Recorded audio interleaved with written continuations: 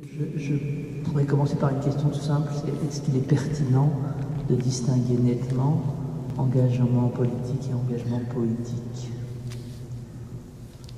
Alors, est-ce que c'est pertinent? Enfin, moi, ça me paraît quand même nécessaire, oui. Ça me paraît nécessaire. Alors évidemment, le mot engagement, là, vous ne l'aviez pas précisé, Paul, vous aviez dit poésie, engagement. Tout le monde entend en sous-texte engagement politique, mais évidemment, il y a cet engagement dans le corps, de la langue, etc. Moi, je pense qu'il est pertinent de distinguer tout de même la poésie dite politique, mais de considérer, en fait, de se poser la question de est-ce qu'il y a une dimension intrinsèquement politique de la poésie? C'est-à-dire si on considère en fait si on considère avec Ossip Mandelstam, que vous avez cité, que tout poème est toujours adressé, et alors là, à dessein, je n'utilise pas le mot universel, je ne dis pas qu'il est une adresse universelle, je ne l'utilise pas pour ne pas immédiatement mettre les pieds dans le plat, mais on voit bien qu'il est à l'horizon. Mais il se trouve que je l'aime comme horizon. Je l'aime traversé par un éloge de la différence, en disant plutôt du déplacement, des migrations, de la traduction. Donc si tout poème est toujours adressé, qu'il est une adresse à n'importe qui, à je ne sais qui, et qu'en même temps on considère que c'est une opération de langage, c'est-à-dire une opération chaque fois singulière dans une langue, évidemment, avec renouvelée quand on passe d'une langue à l'autre, la langue étant ce qui nous est le commun à tous, on voit bien que cette dimension politique, dans le sens vrai du mot politique, apparaît. C'est-à-dire qu'est-ce qui fait commun, hein, puisque là, on voit bien qu'ici, on nous a présenté ce bâtiment comme appartenant à tous. C'est une dimension qui manque de plus en plus, qui tend à manquer. C'est-à-dire on perçoit de moins en moins que les espaces peuvent être publics et communs. Si en plus à cela on ajoute l'opacité particulière de l'époque, c'est-à-dire à quel point il devient urgent, vital et nécessaire de s'opposer à la langue de la com', c'est-à-dire à toutes les opérations de brouillage de la langue. Alors vous avez cité Victor Klemperer, effectivement, qui est ce linguiste allemand, c'est ça, hein, qui est absolument extraordinaire, qui a montré comment dans la langue travaillent effectivement des pensées qui sont des pensées par euphémisme et emphase, qui sont des pensées parfois génocidaires. Mais si on ne va pas aussi loin, parce que cette époque n'est pas tout à fait comparable tout de même, hein, mais si on considère effectivement comment la langue de la com brouille, opère par censure, selon le concept créé par Bernard Noël, c'est-à-dire par privation de sens, eh bien, on voit bien qu'effectivement la poésie fait ce travail-là, et si on la considère comme ça, et d'autre part, il y a ce travail il y a cette langue de com, et il y a cette création de murs permanents. Alors la poésie comme permettant aussi, effectivement, dans la langue, de renverser tout ce qui vient se fossiliser comme prêt-à-penser, s'enquister comme procédure d'exploitation, d'asservissement. Je pense que là, on touche à une dimension qui est quand même une dimension politique. Après, évidemment, cela dépend quelle conception on a de la poésie, qui écrit, comment on écrit, et quelle forme de réception aussi on peut inventer. Parce que moi, je pense qu'il est aussi urgent d'avoir des formes de théorie de réception. C'est-à-dire comment est-ce qu'on peut maintenant réinventer des espaces possibles pour la poésie. Et là, je ne parle pas d'espace marchand, parce que je pense que la poésie est faite pour s'opposer à la marchandisation de tout. Si la poésie s'oppose à néantisation du langage, en quelque sorte, qui devient tout plat, il faut qu'elle soit entendue. C'est-à-dire il faut que les propos de la poésie soient démultipliés. Or, nous se pose le problème de la poésie qui est souvent entendue de façon assez discrète. Et donc, comment faire pour parler à quelqu'un? C'est-à-dire, pour que la poésie soit entendue, il faut qu'elle s'adresse certes à quelqu'un, et il faut que des gens l'entendent. Et donc la dimension politique de la poésie, pour qu'elle soit concrète, dans une sorte de réel, il faudrait qu'elle soit entendue. Et comment faire? J'ai peut-être une réponse là-dessus de l'époque. Je voudrais évoquer le cas du poète japonais Ryoshi Uwago, dont un recueil de poèmes a été publié récemment en français. Le recueil s'appelle « Jets de poèmes dans le vif de Fukushima ». C'est un poète qui était connu au Japon avant les événements et qui se trouve habiter Fukushima, et il s'est mis sous le coup de l'émotion et de la pression des choses à publier, à écrire des poèmes et à les lancer sur Twitter, où il venait juste de s'inscrire. Et petit à petit, il y a eu de plus en plus de personnes qui suivaient ses œuvres et son travail, disons. Et ainsi, il a pu diffuser une partie de sa pensée. Et en ce sens, avec Internet, avec les réseaux sociaux, on peut recréer une sorte d'espace commun où la poésie peut en partie intervenir. Voilà, c'était juste un petit point. Donc c'est forcément quelques généralités hâtives et en fin de soirée. Donc j'accroche comme ça, simplement. Si vous permettez, une toute petite généralité historique d'où nous venons. Alors, n'oublions pas que la première, peut-être trop fort, la première moitié du XXe siècle s'est déroulée sous le signe, appelons ça comme ça, de l'opposition, changée de vie poétiquement, révolution poétique, contre révolution politique. Donc c'est une très vieille histoire qui a occupé l'époque, en particulier la zone française, Aragon-Breton par exemple, et qui s'est terminée au milieu du siècle avec la mort d'Israël par exemple. Deuxièmement, le consulat Sartre-Camus, qui vient à ce moment-là, parle d'engagement énormément, c'est ça et qui sont dans la perspective qui nous intéresse. La thèse simplifiée ici de Sartre, c'est que la poésie par elle-même ne prend pas part au combat, elle n'est pas efficace, sauf si le simple fait de parler la langue, puisque le poème parle la langue, constitue une sorte d'acte de résistance. Par exemple, Senghor et l'écriture. Par exemple, au Québec, Bernard Rémol, nous avons connu il n'y a pas longtemps, Gaston Miron, le grand poète du Québec, qui, par le simple fait de parler français à Montréal, dans ces années, en 1960 encore, speak wise was the answer, parler dans etc. Donc, disons, je résume cette affaire d'engagement, je résume l'âge sartrien, c'est-à-dire engagement, mais la poésie ne remue pas les foules, les alertes, que sais-je, manque d'efficacité. On les va un peu discréditer sur le thème. Plus loin en arrière, j'aurais pu évidemment évoquer, mais il faut toujours l'évoquer, ce qu'on appelait au 19e la tour d'ivoire. J'ai vu ces jours-ci que Goïti-Solo était mort. Vous connaissez Goïti-Solo? Et une des déclarations de Goïti-Solo que j'avais eues, je ne sais pas, il y a pas très, enfin en même temps longtemps, il n'y a pas très longtemps, consistait à dire au fond, de toute façon, le poème dit n'importe quoi. C'est très important. C'est-à-dire que la plupart des humains pensent qu'on peut dire n'importe quoi au poème parce que le poème n'est pas responsable et ce qu'il dit, de toute façon, n'est pas une prise de parole au sens de chercher à dire une vérité qui puisse affecter les autres. C'était, par exemple, sous la forme, comment dire, banale, c'est une comparaison n'est pas raison. Un homme politique dit vous pouvez comparer n'importe quoi, exactement ça n'a pas d'importance. Sans parler du fait que, comme vous le savez, je saute les époques, il est convenu maintenant, aujourd'hui, 2017, de dire une bêtise quelconque, c'est surréaliste. Bon, alors, je passe à l'âge suivant. Quel est l'âge suivant? La génération, comme on dit. Eh bien, c'est la génération Paul Celan. Qu'est-ce qui est venu en avant? Après, le témoignage. Alors là, je résume aussi à grand tiret, on a une espèce, c'est pas une censure, bien sûr, c'est une interminence, c'est la déclaration d'Adorno. De toute façon, il s'est passé des choses telles et sans précédent, c'est très important.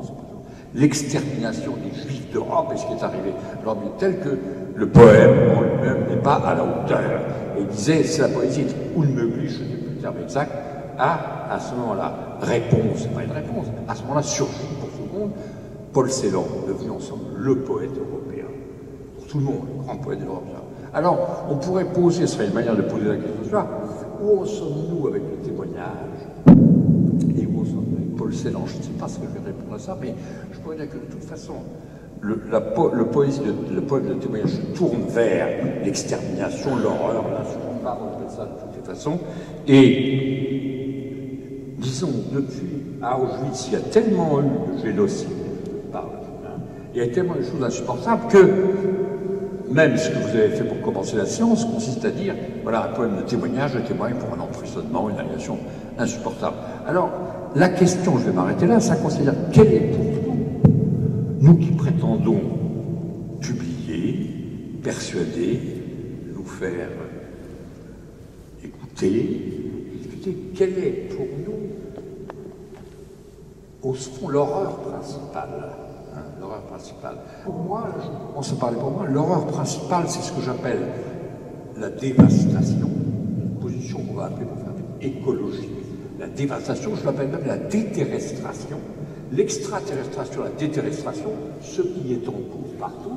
Et donc, par exemple, je répondrai à ma propre question en disant, je choisis sur une façon d'écrire le poème, les choses poétiques, la poétique, je ne sépare jamais du poème, les choses qui peuvent être prose poétique, j'ai envie de dire la littérature, de ce qui est le combat, pas principal, mais c'est pire que ça.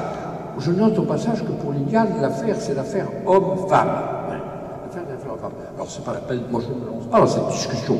Je ne vais pas lui sortir la comtesse de Noailles ou Tsvetaïeva, c'est pas la peine. D'accord, l'affaire est compliquée.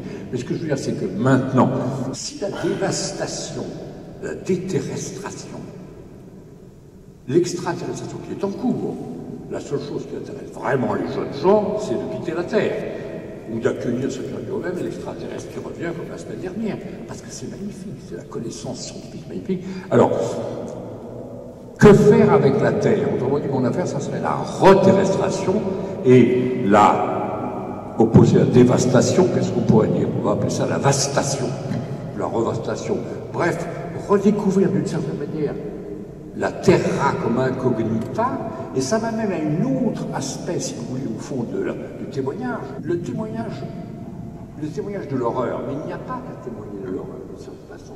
Parce que, comme disait Goethe dans un vers fameux du Divan, grosse ist die Freude des Dasein, etc. C'est-à-dire la question du rapport de la joie de vivre, comme on disait pendant longtemps, de l'existence humaine, et d'une certaine manière de ce qui est toujours là, c'est-à-dire l'étonnement devant la merveille, ce qui rejoint mon thème de la « que faisons-nous de la Terre », si vous voulez.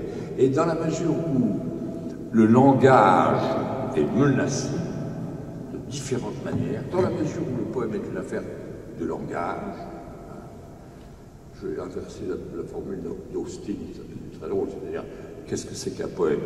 C'est qu'en faire, c'est dire, poéma, poème. Alors, il n'y a pas que faire, c'est dire, il y a aussi le pratène, la praxis, l'action poétique, etc. Je vais très vite.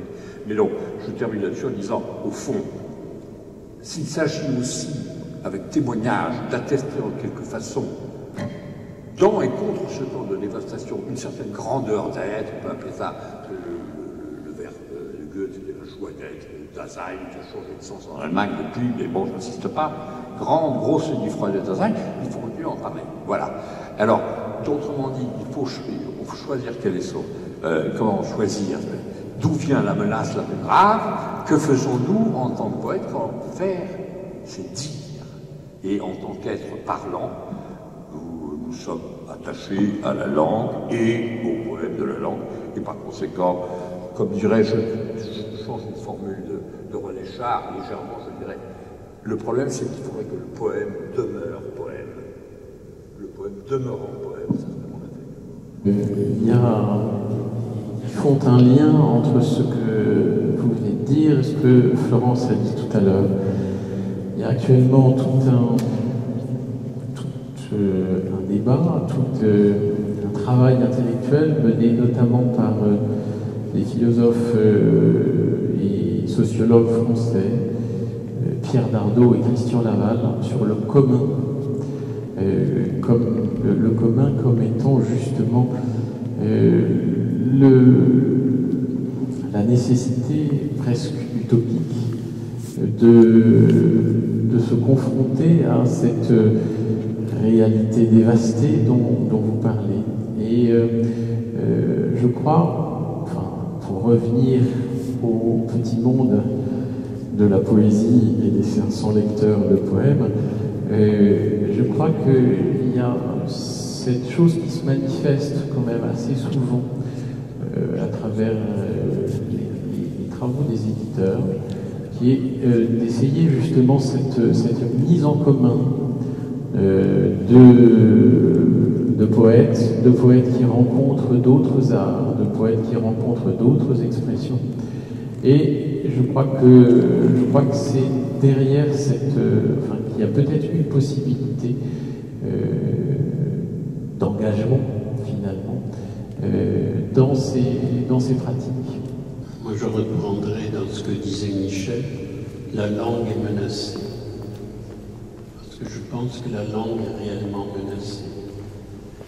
Et J'essaie de réfléchir ces jours-ci, par exemple, sur le mot révolution. Qu'est-ce que représente aujourd'hui le mot révolution dans un monde où il a été rendu impensable? Et je me dis qu'en même temps, si la révolution est devenue impensable, c'est aussi par la faute des révolutionnaires. Parce que toutes les prises de pouvoir de la révolution ont abouti à simplement la prise de pouvoir, sans changer le pouvoir. Et je me demandais aussi, si vous voulez, je veux dire, il est difficile de faire abstraction de la situation dans laquelle nous sommes. Je dois dire qu'ici, je me sens complètement frappé des réalités.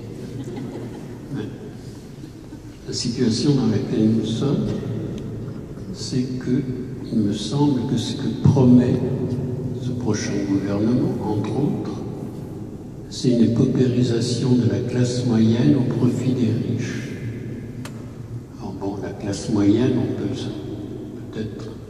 c'est peut-être abstrait. En réalité, je crois que c'est beaucoup plus grave parce que la classe moyenne est celle qui fait vivre la culture et la développe. Et que la destruction de la classe moyenne, c'est en réalité la destruction de la culture. Parce que dans un monde où prime la consommation, on n'a plus besoin de culture. صوتك صار يخذلني كثيرا مثلما خذلتني لمعة عينيك في وقت سبق. صبري عليك كبريت مبتلى، قلبي يصدر ضجيجه الممل مثل قطرات مطر تتسرب من شقف عتيق. لم أعد أثق بجلدي، والبرد هنا يتصرف بجدية شديدة. الصمت عادة سيئة يحاربها الجميع. الصمت ورقة سأحرص دوما على وضعها في جيبي مطوية بشكل لائق، لأن حرف نفي واحد لا يمكنه اختصار شعور سنوات الخيبة. الزمن يشعر أيضا بالخيبة.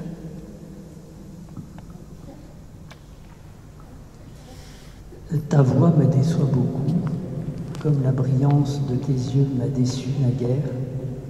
Ma patience est une allumette mouillée, mon cœur continue d'émettre son bruit ennuyeux, semblable aux gouttes d'eau qui s'infiltrent d'un toit. Je n'ai plus confiance en ma propre peau, et le froid ici se prend très au sérieux. Le silence est une mauvaise habitude que tout le monde combat. Le silence est une feuille que je m'appliquerai toujours à mettre dans ma poche, pliée convenablement, parce qu'un simple adverbe ne peut à lui seul résumer des années d'échecs. Le temps, lui aussi, éprouve la déception.